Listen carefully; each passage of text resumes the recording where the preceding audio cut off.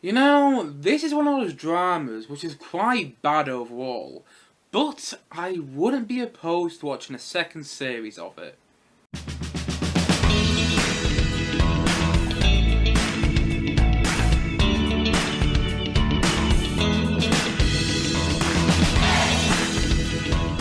Inside Man. So, Inside Man is the newest Steven Moffat drama, which follows two stories. We get this one story with David Tennant's character, who is his priest, who gets involved in this dodgy material and gets the family in all kinds of trouble. And then you get the second storyline with Stanley Tucci's character, who's in this prison in America and helps solve mysteries for people.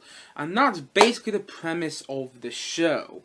And honestly, I just think this series is bizarre, weird, and just quite bad, honestly.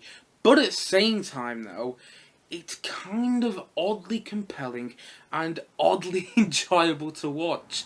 And I think the reason that is because of the performances and also because of all the twists that take place in the series and just the fact that how weird it is. I don't know what Steven Moffat Moffat's pitch was for this show. What did he do when he went to go and pitch this show to the BBC? What was the pitch? I don't understand what it would be, because there's two storylines going on and they don't really gel well together. You get this whole storyline going on with David Tennant's character, which feels like a gritty BBC drama, and then you get this whole storyline going on with Stanley Tucci's character, which feels like something out of Fargo, although not nearly as good as Fargo, the Fargo TV show to say. And you get these two storylines going on, and they don't gel well together, and they're going on right next to each other in each and every episode. I'm just like, what is this? Because the Stanley Tucci character storyline, you know, that's got this song in the background. Every single time we return to it, it's this like country western American song, and it sounds like it's sung by Johnny Cash, that I don't think it actually is. Although whenever we go to the David Tennant drama, it feels like something out of Broadchurch. Honestly, David Tennant basically plays the same character he did in those 3 seasons of Broadchurch that he did, you know, as he does in this drama. He plays that same character. I mean, David Tennant, whenever he does a drama like this, he always plays that same sort of character. He did Deadwater Fell in 2020, which was a series which, quite frankly, I didn't like whatsoever, but he played a similar sort of character in that show, and he plays a similar sort of character here. This character where, you know, he's just kind of gruffly and things like that, and he's always a bit moody. I mean, I will say in this series, actually, he does play it a bit differently, and there are some interesting ideas with his character in particular, because at the start of the series, he's meant to be this character which the whole village loves. You know, he's this beast, he's this person that everyone, you know, trusts. But as the series goes on, you realise that there's more layers to him, and you see more of a different side to that character. But in the end, he's pretty much playing just a different version of the same character that he played in Broadchurch. It's another David Tennant drama. That's what it is. It's another, you know, British David Tennant drama. That's what it is in the end. That's what his storyline is. And just putting it next to Stanley Tucci's storyline didn't really work whatsoever. And the things linking up both of those storylines in the last episode, not too much detail in case you haven't seen the show yet, that the things linking up those two storylines were quite honestly laughable. I was watching them going, what? I was like, what? How does that work? And it's frustrating to watch the series as a whole, but it's also kind of fun to watch, because you kind of enjoy all these twists going on in each storyline, but at the same time, though, you're kind of frustrated by them. And the reason I'm frustrated by the writing of the show is because it's not as good as it should be. Like, the twists are kind of fun, but they're not that clever, and they're not anything to write home about. They didn't blow me away, but the writing should be better, like what he mentioned, because it's Steven Moffat at the helm. I don't know if he wrote every episode, I think he did, but the thing is, though, he's a showrunner on this show. And the thing was with Steven Moffat, he was a showrunner during the Matt Smith and Peter Capaldi eras of Doctor Who. And also, he was a writer on the BBC Sherlock series with Benedict Cumberbatch and Martin Freeman. And although I didn't love Moffat's run on Doctor Who, I did still like a lot of episodes he wrote. Like, he was a showrunner during Matt Smith's first series of Doctor Who, and I loved that series. I thought it fantastic. And then I kind of fell off it though in Matt Smith's second series. Not to say Matt Smith was a bad doctor or anything, I just didn't really like where the writing went. But there was still some highlight episodes though, like Steven Moffat did actually write the 50th anniversary special, which I did think was a good episode. Not an amazing episode like some Doctor Who fans think it is, but it was a decent episode. And then, Steven Moffat continued as a showrunner on Doctor Who during the Peter Capaldi era, which, again, I didn't really like that much, but it did have its highlights. It did have some good episodes. Like, this is one episode in the Peter Capaldi era, which takes place in a castle, and he's basically like Groundhog Day. He's reliving the same day over and over again. It's all about grief, and that's a brilliant episode. And also, there's some other decent episodes in there with the Peter Capaldi era as well, which I can't think off the top of my head right now because I'm feeling very tired, because I woke up at 5 AM this morning, but still, nonetheless, there were some good episodes in there, but I didn't really like him showrunning Doctor Who, I've got to admit. But I did like him, writing on the BBC Sherlock series. I think the BBC Sherlock series is one of the best TV shows of all time. In fact, it's my second favourite TV show behind Life on Mars. Honestly, I just think it's absolutely amazing, and the Sherlock series, Benedict Cumberbatch and Matt Freeman, is one of those shows I always go back to every now and then. I go back to at least once every year. I watch a couple episodes once every year because it's just so clever and so well made and so well written and just some of the best TV I've ever seen. And so that's why I find it frustrating, because I know Moffat can do better. From what I've seen from his writing efforts, I know he can do better. Saying that though, he did write The Time Traveller's Wife, which came out a couple months ago. It came out in this summer. I remember viewing it on this channel, and I didn't really like The Time Traveller's Wife, I got to be honest again. Quite frankly, I found, The Time Traveller's Wife to be just so weird again, and it felt Americanized. It felt like it was being made for American audiences, but from a British writer, which it was. It was coming from Steven Moffat, who is a British writer, but that show felt Americanised, and it felt just very corny in some parts, and I didn't really like The Time Traveller's Wife that much.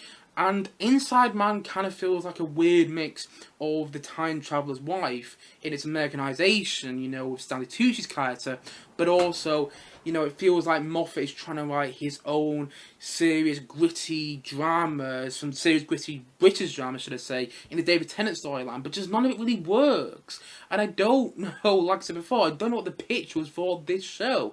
What did Moffat say when he went to go and pitch the show to the BBC? I don't know what the pitch would be. Really, I've been thinking about that all day, and I just can't think what the pitch would be, because it's just bizarre, the whole thing. I don't really get why he made it. I don't really get why he wrote it. Like, what was his intention? Like, did he get an offer that Stanley Tucci wanted to work him, so he wrote some storyline with Stanley Tucci's character? Because it does feel more that he's invested into the David Tennant storyline. It feels like he's invested into that storyline a lot more, and it feels like the Stanley Tucci storyline is just kind of there for the most part. And in fact, Stanley Tucci makes that storyline work, and that's the thing with the show. Even though the storylines aren't that well written and the characters aren't that well written, and it should be way better in terms of writing the series, the scripts and the dialogue and just the characters should be so much better, because Steven Moffat, even though the writing isn't nearly as good as it should be, what does make this series oddly compelling and oddly enjoyable to watch is the performances from David Tennant and from Stanley Tucci and from the rest of the cast, which are just actually quite good. They're giving off, the best performances of what they're working with. I don't think the script, like I said before, are that good, but the performances are. David Tennant is terrific in the show. Honestly, David Tennant is one of my favourite actors working today. Partly because, in fact, mostly because he played the Doctor Who, which I grew up with. Honestly, I just love David Tennant as Doctor Who. By the way, side note here, I can't wait for him to come back for the 6th anniversary specials. I just think that's going to be so good. But yes, I bet he leaped the opportunity, by the way. I bet after he made this, he thought, you know what, I want to do something fun. Let's go back to Doctor Who, because he plays such a weird character here, and I don't think the character is actually that interesting, but I think David Tennant's performance makes that character interesting. That's what I think makes that character work. And that's the same with the person who plays David Tennant's kid's teacher in the show. If you've seen the series, you know what I mean. There's a character there, and basically, not to go into too much detail, but that character is meant to be a bit insane, and that's kind of revealed as the series goes on. If you haven't seen the show, I'm not really giving loads away, because it kind of hints at that in the first episode anyway. So if you watch the first episode, you get that. You'll understand what I'm getting at. And the thing is, though, she's meant to be insane, and the actress there, I forgot the name of the actress at the top of my head right now, but the actress is doing her best, but the character isn't that fun to watch, and you can have insane characters in a show or in a film, which is still fun to watch, even though they're meant to be insane and meant to be crazy. I mean, this is a bit of a cop-out, but off the top of my head, look at Hannibal Lecter from, Silence of the Lambs, and Hannibal, which was a sequel as well. Not a bit of a cop-out, but it proves my example. In fact, look at, one of Moffat's other dramas, though. Look at Moriarty in the BBC Sherlock series. He's meant to be insane, yet he's probably my favourite character in that series. I love the way, what's his name, played the sexy priest in Fleabag as well. Oh, I forgot, it's Andrew Scott. I love the way that Andrew Scott played Moriarty in the BBC Sherlock series. I adored his performance so much in that show, and he was meant to be insane though in that series, but he's so much fun to watch. But the character in this show, the character in Inside Man, who is meant to be insane, is not fun to watch. In fact, whenever he's on screen, I don't want to be mean to the actor or anything, because she's doing the best job with what she got, but whenever the character's on screen, I couldn't really care less, I've got to be honest. And, give credit where credit's due. Like I said before, the performances were good, and there's some interesting ideas in there, like what would happen if this person you thought you knew really well turned out to be a bit of a criminal or got involved in some criminal activities. There's some interesting ideas in there, and some interesting ideas in the Stanley Tucci storyline as well. But totally the show is all over the place as well. Like, in the whole David Tennant storyline, it's treated quite seriously and, as it should be. But then in the Stanley Tucci storyline, there's some serious subject matter going on there. In fact, there's a lot of serious subject matter going on there, but it's treated kind of comedically. And like in episode 2, basically when you find out the case that he's been working on, when you see it get resolved, it's kind of treated as like a comedy, like, oh, look, she's getting away with it. Again, not getting anything away in case you haven't seen the show yet, but you get the point of making. It's kind of treated comedically when you find out the resolution to this case that Stanley Tucci's character has been working on. It's just kind of treated like, oh, we're having a bit of a laugh here. But then in reality, if you wrote that resolution down on paper to the mystery that he's been working on, it wouldn't be funny. It would actually be quite heartbreaking, quite shocking.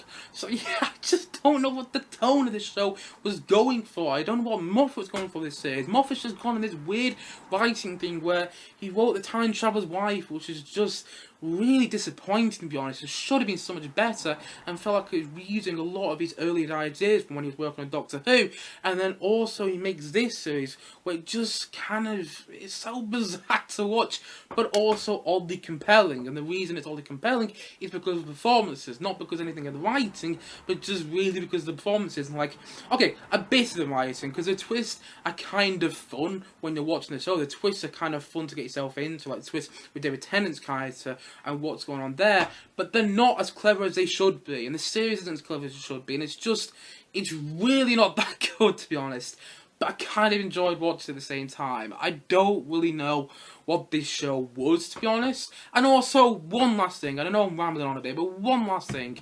The series is only 4 episodes long, and 4 episodes does not make a series. I can't stress that enough. I've learned that from many Disney Plus shows, even some Disney Plus shows which I actually quite enjoyed, like the Boba Fett show and also Obi-Wan Kenobi. Those 2 shows I actually kind of enjoyed, but I don't care what anyone says. I thought they were good, but they should have been movies.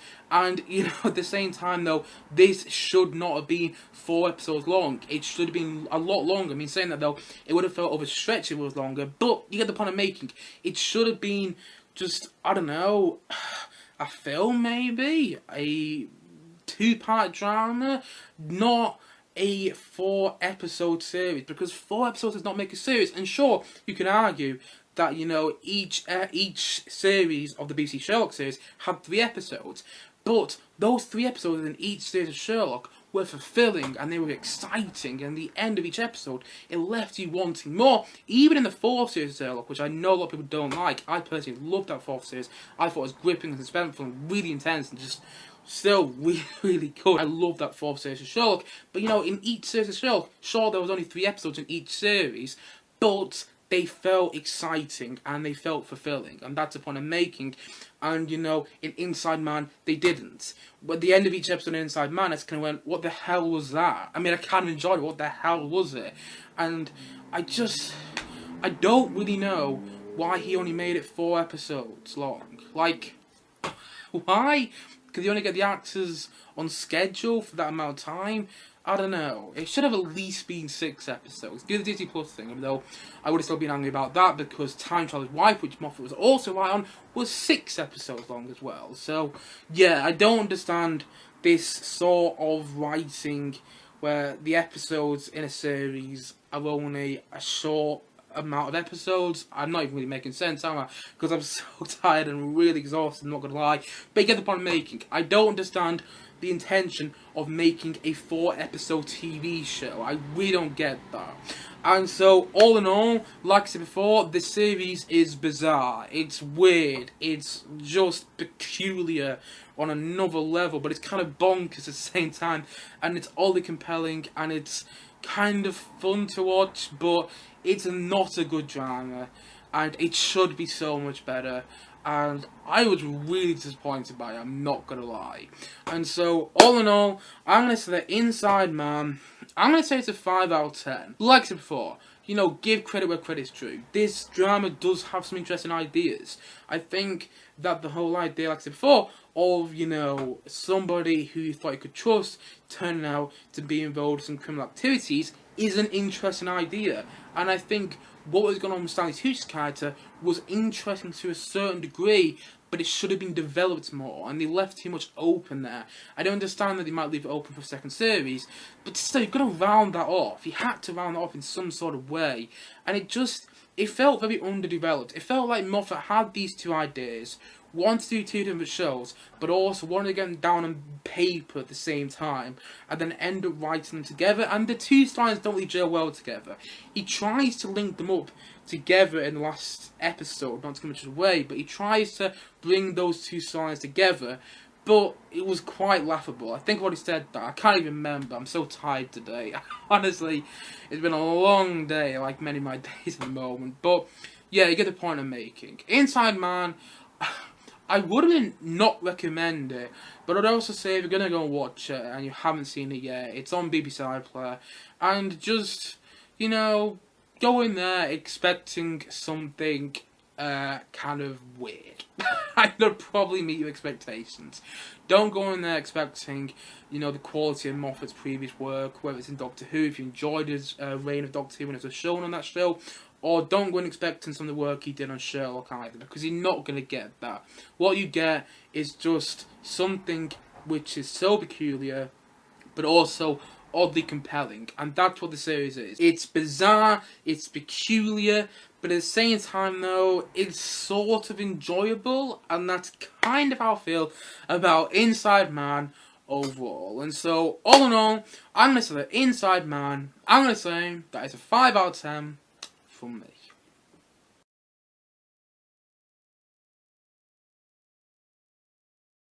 Anyway guys, what do you think of Inside Man? Please leave a comment down below. Let me know your thoughts in the comment section below. Anyway guys, thank you as always for watching, and if you haven't yet, please click down below and like subscribe on this video. I look forward to many more, both film and TV reviews and podcasts coming very soon on this channel. See you guys again soon, but bye for now. Bye!